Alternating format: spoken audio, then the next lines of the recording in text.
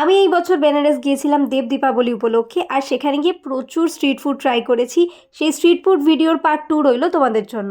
প্রথমেই বেনারসের ঘাটে ঘুরতে ঘুরতে এই ফুচকা ট্রাই করেছিলাম, যেটা ছিল এক কথায় অসাধারণ। আমাদের ফুচকার থেকে একটু ডিফারেন্ট লেগেছিল। তারপরে আমরা পৌঁছে গেছিলাম ওখানের ফেমাস লস্যির দোকান ব্লু লাস্সি শপে। সেখানে গিয়ে আমরা ট্রাই করেছিলাম ফ্রুট লাস্সি।